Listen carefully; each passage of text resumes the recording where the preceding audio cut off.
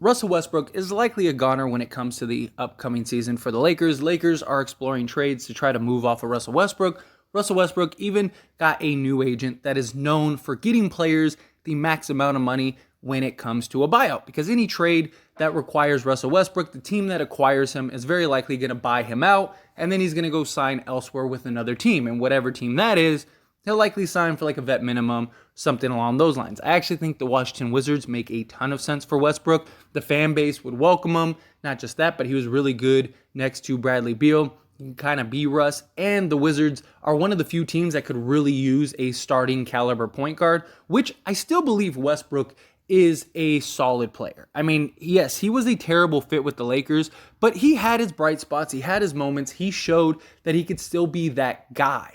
The problem is playing next to LeBron James and Anthony Davis, the third player needs to be a very specific type of player. You know, it can't just be anybody. Westbrook can't really shoot the ball, and they never really gave him a chance to be put in a position to just be Russ, right? The whole point of acquiring Russ was to go, and when LeBron was out of the game, whether he just missed the game entirely or was sitting on the bench, Russ was supposed to come in and be the guy to kind of control the game, get you some wins, alleviate Bron. But we never saw that. Westbrook and LeBron were almost always on the court together. I'm not saying you can't ever play these guys together, but the amount of time in which they played was it was too heavy, especially when you wanted Russ to be Russ, and he never really got the chance to be Russ. And Russ was a lot of things last year, but was he our best player?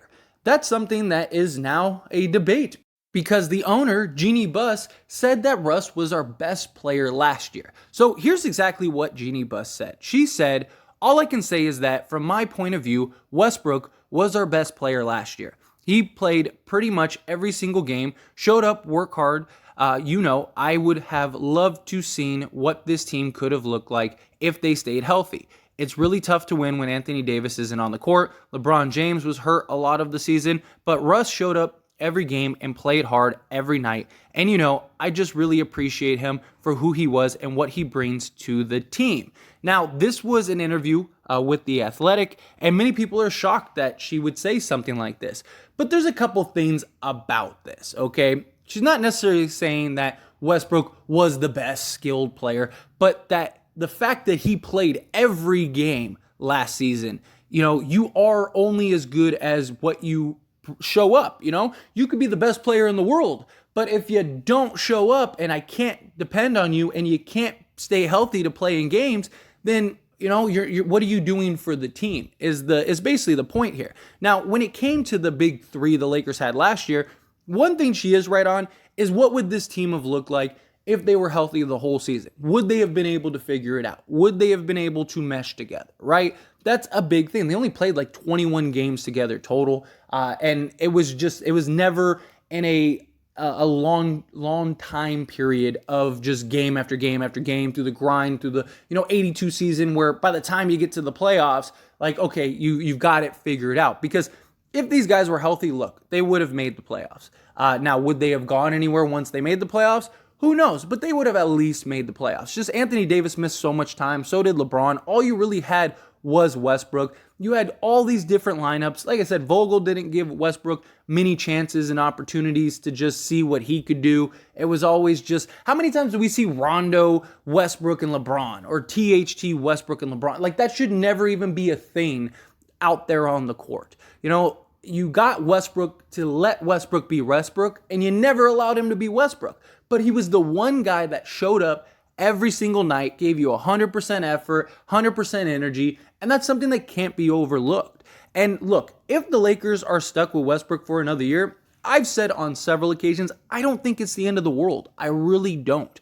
I think that if Darvin Ham can really get the most out of Westbrook, and you run Westbrook as if he was the sixth man.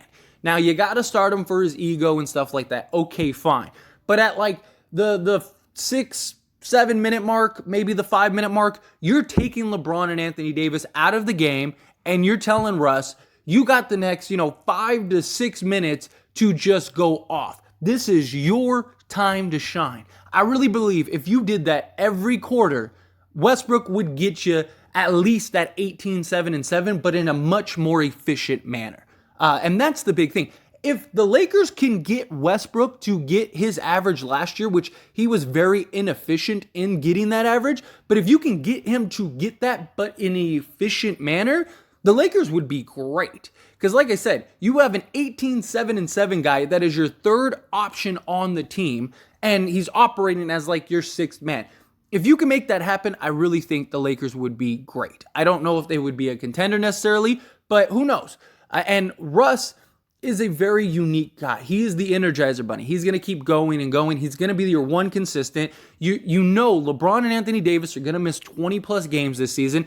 Is the team good enough without Russ to ride that out? Maybe if they do a deal, the Utah deal or the Pacers deal, something like that. Yeah, maybe. But if LeBron and Davis both miss ample time, is that team good enough? Like the whole point was, LeBron's going to miss 20-plus games. So at least Westbrook, if he plays 82, you should still be good. And I just think Darvin Ham is going to be able to get the most out of Russ. And if Russ is great, if he plays the game and he's running it great, then you let him close out the game. If he isn't, then take him out, and you bench him and you go with the five that are the best to close the game out. You can do that. It's only a season. Russ is going to probably leave one way or another, but if you could figure out a way to make these three work, I mean, come on. Russ, Anthony Davis, and LeBron James, if you can make that work, you cannot tell me that team is not scary. That team is absolutely scary. But can they make it work is the big problem. And playing 21 games together isn't going to be enough to be that sample size. Again, Jeanie isn't saying that he was the most talented or the most skilled or the most efficient or anything like that. He's just the guy. He was just the only guy to show up to work every day. That was the big thing. And I've talked about this on several occasions. At least with Russ, however you feel about Russ, you know what you're getting. You're getting a high motor, just competitive, driven, hungry, night in and night out, relentless type player. Does he have his flaws? Absolutely. Is he a headache and you're just pulling your hair out at times? Absolutely. But if you put him in the proper position, I really believe he could be successful. And I really think if he gets traded and he gets bought out and he goes to another team, I really think he's going to be that guy once again. And people are going to be like, where was this Russ for the Lakers? And it's like, because he never got a chance. Yes, he was incredibly inefficient, but there was a lot that went into that, look, Russ is not without fault. And I'm not trying to sit here and say like, oh, Russ was the perfect player, this, that, and the other. No, he had a lot of faults, a lot of issues. There were a lot of things that went into it. I mean, how many layups and dunks and stuff did he miss? But the Lakers didn't really do him many favors to put him in a position. And I just think people have a lot of recency bias. They saw what the product was with the Lakers. But if you look at things like the Wizards the year prior, he was like a 30, 10, and 10 guy. He averaged a triple-double. Him and Bradley Beal almost single-handedly took the Wizards to the or they did take them to the playoffs, but, they didn't go anywhere beyond that. But still, like, nobody thought the Wizards were making the playoffs that year. And they started out terrible, but Russ was able to figure out with Bradley Beal, and then they win. They even had like a 15-game win streak or something like that year. So, I mean, they were in a good position. And Russ has always been able to kind of figure it out and make it work. But you need time. You need your guys on the court. You need people to stay healthy. You need to be in a position to where you can count and rely on guys. And that's the big concern when it comes to Anthony Davis and LeBron James. Can you rely on them? Will they be able to play, night in and night out? I'm not saying they have to play 82 games, but they need to be playing at least 60 plus.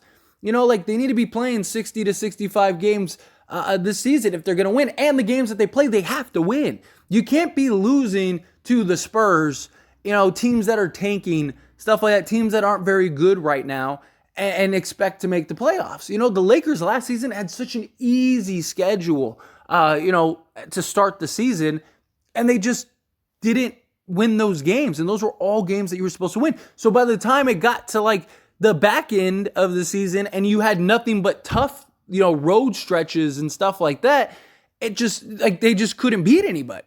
And then injuries and everything else. It was a combination of several messes and several just things that, stewed together to create this just disastrous of a season last year.